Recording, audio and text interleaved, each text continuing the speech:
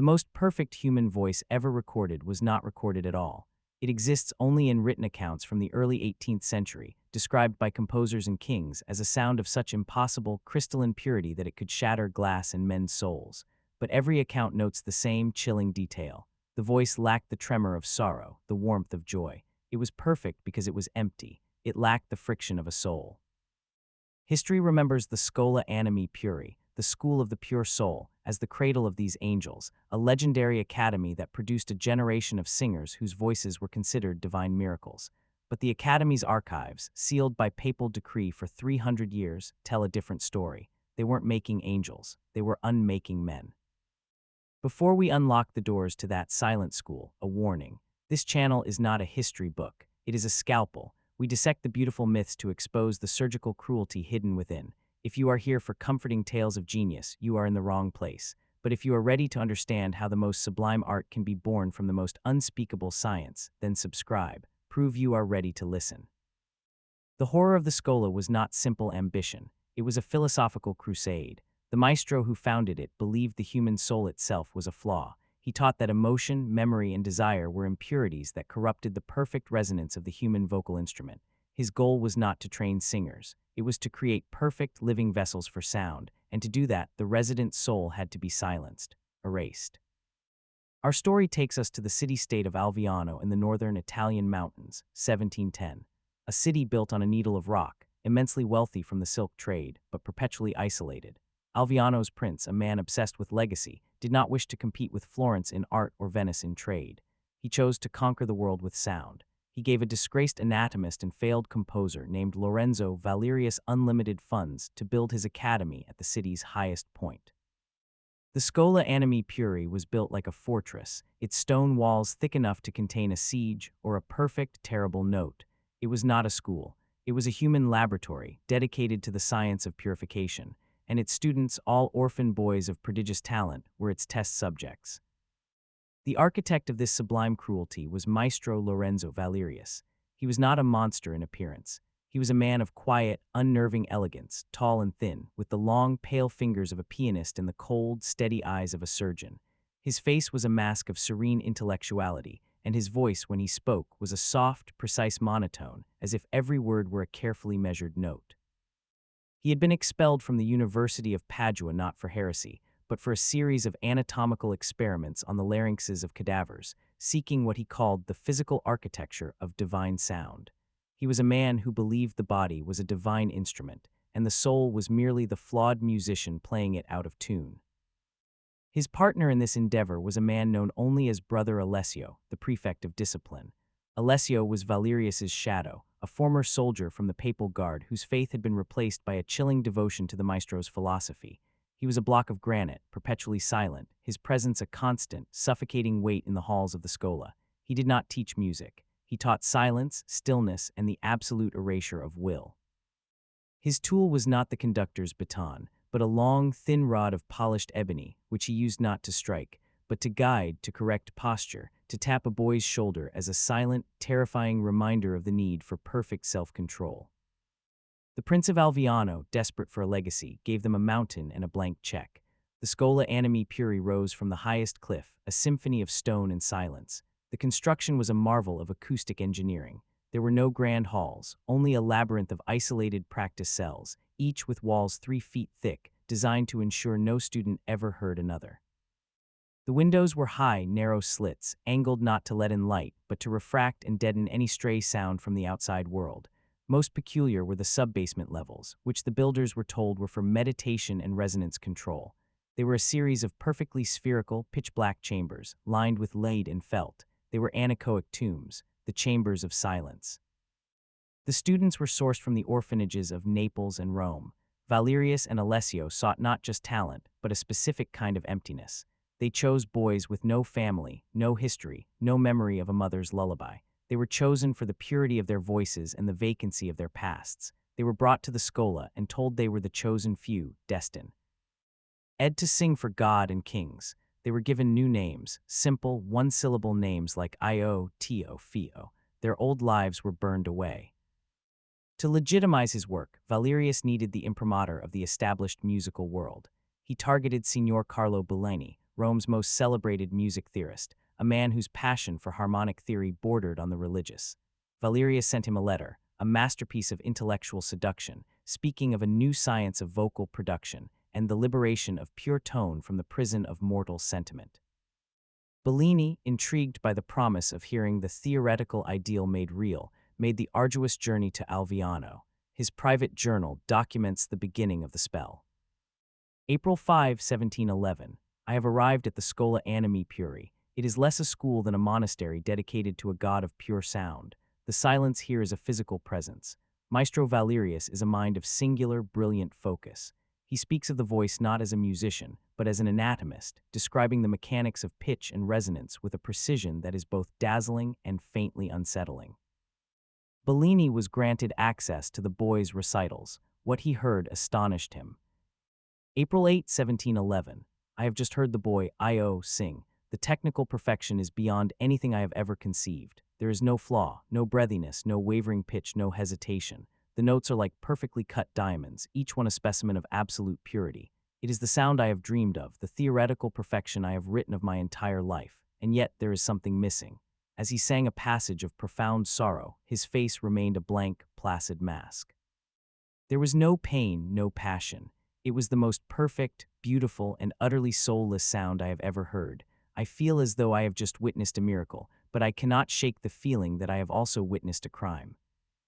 The fame of the Schola Animae Purae spread like a whispered revelation through the courts of Europe. The first graduates, boys in their late teens, were sent out not as singers, but as living artifacts. A boy named Fio sang for the King of France at Versailles. The court fell into a stunned, reverent silence. His voice was a phenomenon of physics, a sound of such flawless, mathematical precision that it seemed to defy the very nature of human biology. But those closest to the performance felt a chill that had nothing to do with the grandeur of the music. It was, as one duchess wrote, like hearing a diamond sing. One marvels at its perfection, but one feels no warmth, for there is no heart within the stone. Back in Alviano, Carlo Bellini remained, a willing prisoner of his own intellectual obsession. He watched the younger boys, the next generation of vessels. They were ghosts in their own lives. They moved through the stone halls with a synchronized, silent grace, their faces placid, their eyes holding a deep, calm vacancy. They never played, they never fought, they never whispered secrets after lights out. They were beautiful, human instruments, stored in perfect condition, waiting to be played by their master. The truth of the method was revealed to Bellini on a night of absolute stillness, when the mountain air was so thin and cold that sound seemed to travel forever. He was awakened from a fitful sleep not by a noise, but by its violent absence. A pocket of profound, unnatural silence seemed to be emanating from the sub-basement, a void that was pulling the sound from his own room. It was a silence so complete, it felt like a pressure against his eardrums. Driven by a dread he couldn't name, he crept down the stone staircases, past the silent practice cells to the lower levels. He followed the oppressive silence to a heavy, lead-lined door marked simply Camera Silenzio, the chamber of silence. From behind it, he could feel a low-frequency vibration through the soles of his feet, a hum so deep it was felt rather than heard. A small, thick porthole of cut crystal, no bigger than his fist, was set into the door. He pressed his face to the cold glass. The chamber inside was a perfect sphere of absolute black. In its center, suspended in a tank of what looked like shimmering, dense water, floated a boy. It was Io, the first boy he had heard sing. He was naked, motionless, his hair fanning out around his head like a dark halo. A delicate silver armature was fitted to his skull, trailing thin wires that led to a complex brass machine outside the chamber, where Maestro Valerius sat at a control panel. But Valerius was not monitoring. He was speaking. His voice, amplified and distorted, was being fed directly into the fluid around the boy. The memory of your name, Valerius's voice echoed, low and sonorous. It is a flaw, a resonant frequency of a life that no longer exists. Let it go. Release the name. There was a pause. A needle on one of the brass dials quivered. Good, Valerius continued. Now, the memory of hunger. The feeling of wanting, it is a dissonance. It creates tension in the diaphragm. The perfect instrument does not want, it only produces. Let the memory of hunger dissolve. There is only the breath, only the column of air. Bellini watched, paralyzed with a horror that was both intellectual and profound. This was not music training. This was psychic surgery. Valerius was using the anechoic chamber and the sensory deprivation tank to isolate the boy's consciousness, to make it pliable. He was then systematically identifying and instructing the boy to erase every memory, every sensation, every emotional attachment that defined him as human. He was peeling away the soul, one layer at a time, leaving behind only the pure biological machine for creating sound. The next morning, Bellini, pale and shaking, confronted the maestro in the library. He spoke carefully, framing his question not as an accusation, but as a point of theoretical curiosity. Maestro, your meditation techniques, they are most unorthodox. I confess I do not understand their application. Valerius looked up from his anatomical charts, his cold eyes showing no surprise. Ah, Signor Bellini, you have glimpsed the Via Pura, the path of purity. You, a man who has dedicated his life to the pursuit of perfect harmony, should understand. What is a memory but a discordant echo of the past? What is emotion but a biological tremor that corrupts the stability of the vocal cords? To create a perfect channel, we must first empty the vessel. We guide the boys to release the attachments that bind them to the flawed, sentimental world. We do not destroy the soul. We help them to transcend it, to become pure sound. What you witnessed was not a lesson. It was an act of liberation. The explanation was so monstrous, so philosophically complete, that it shattered Bellini's moral compass. Valerius was not a madman. He was the terrible, logical conclusion of Bellini's own life's work. For years, Bellini had dreamed of a voice free from human flaw. Valerius had simply built one, and in that moment a part of Bellini, the part that was the pure theorist, was not horrified. It was seduced. He looked at the boys in the courtyard not as victims, but as something new.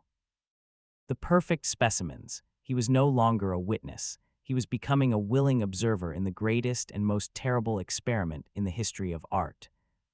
With Carlo Bellini's intellectual surrender, the Schola entered its golden, terrible age. His presence lent Valerius's methods an unassailable legitimacy. Bellini, the great theorist, became the project's chronicler, his journal transforming from a document of dawning horror into a cold, meticulous record of psychological dissection.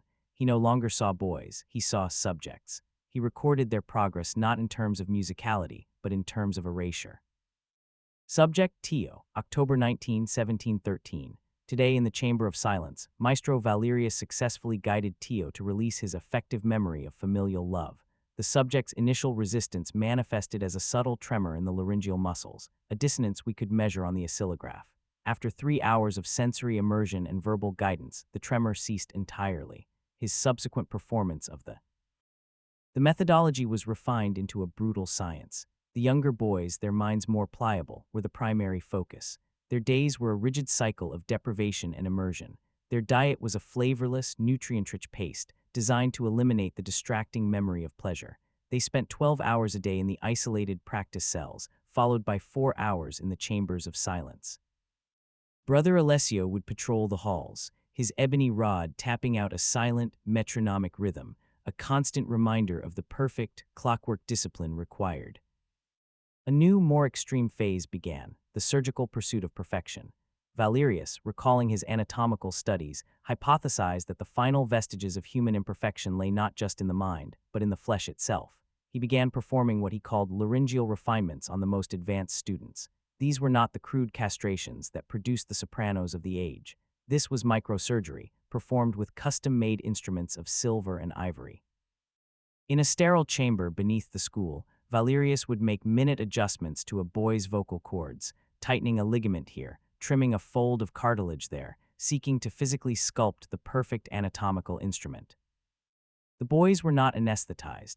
Anesthesia, Valerius argued, would dull the nerves and prevent him from testing the results in real time. The subjects, their wills already erased by years of psychological conditioning, submitted to the procedures with a placid, terrifying indifference.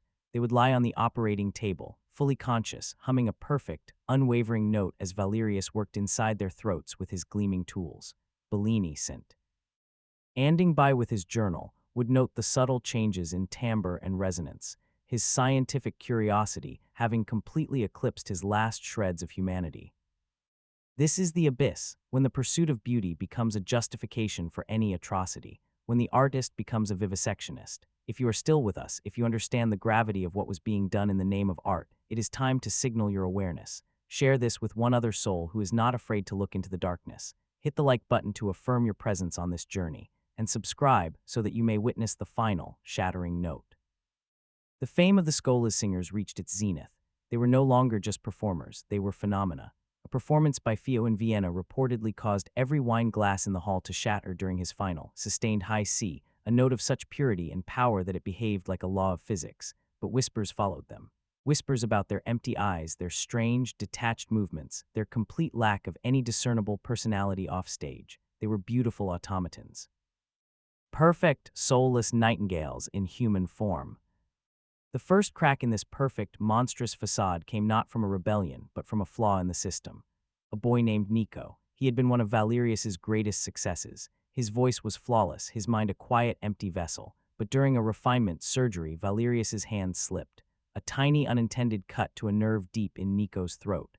The damage was imperceptible to a normal ear, but to the obsessive perfectionists of the Schola, it was a catastrophe.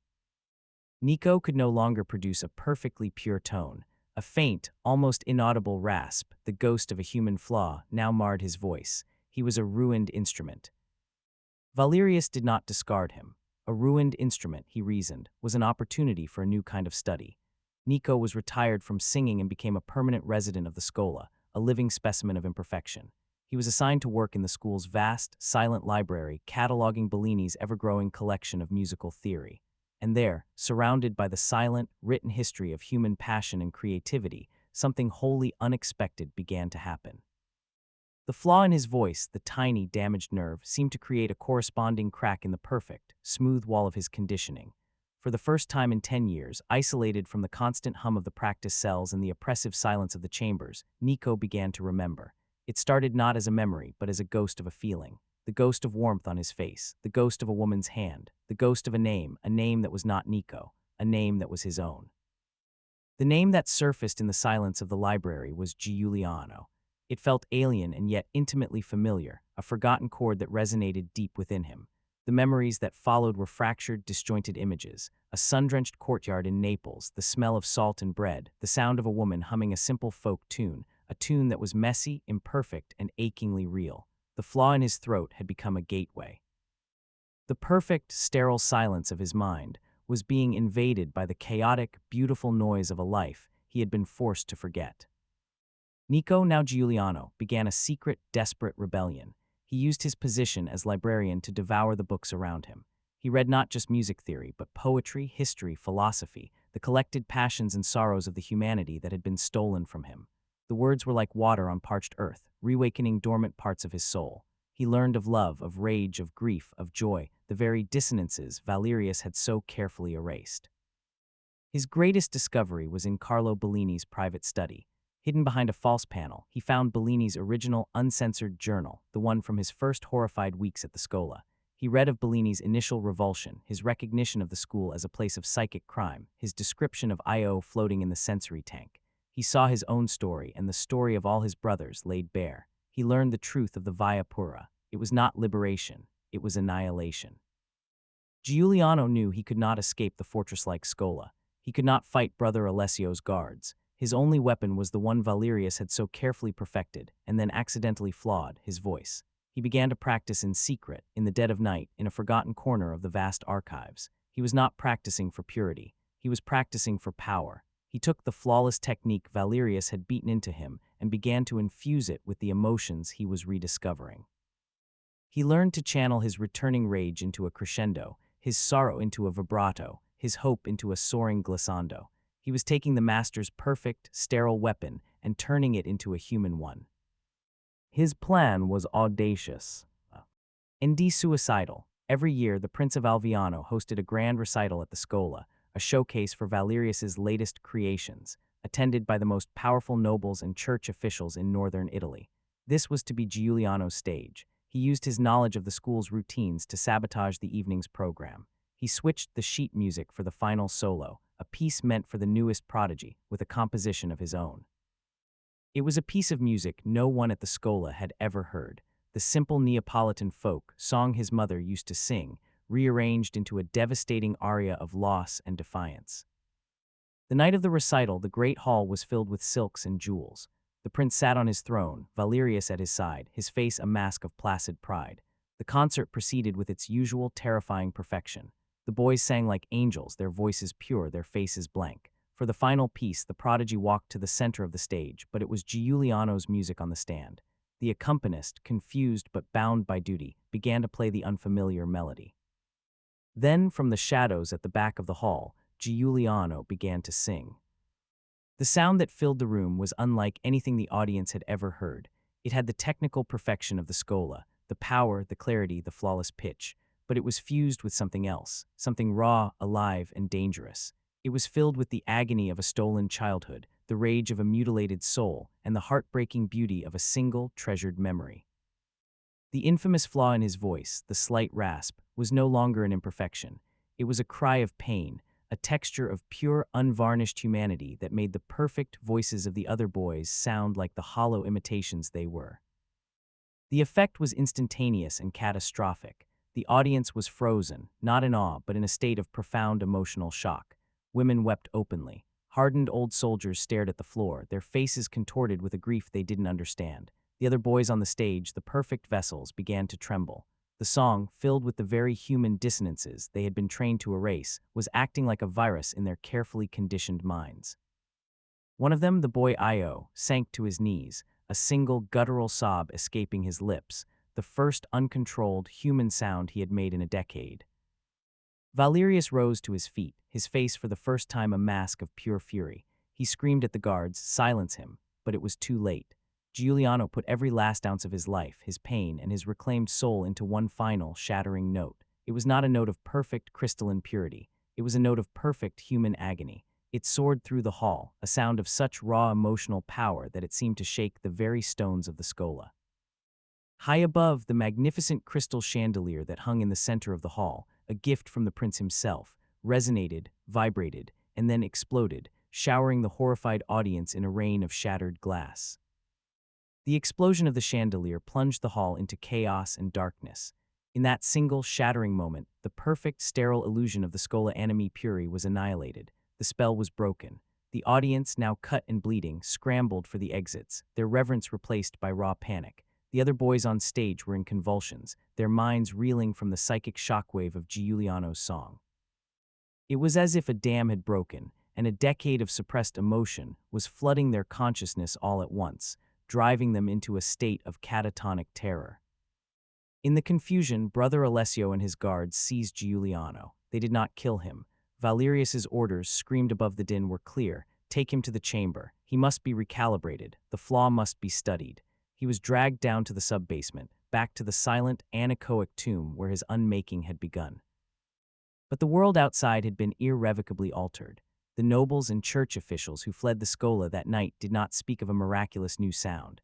They spoke of a terrifying psychic assault, of a power so profound it felt like witchcraft. They spoke of the vacant-eyed students and the cold, surgical demeanor of the maestro.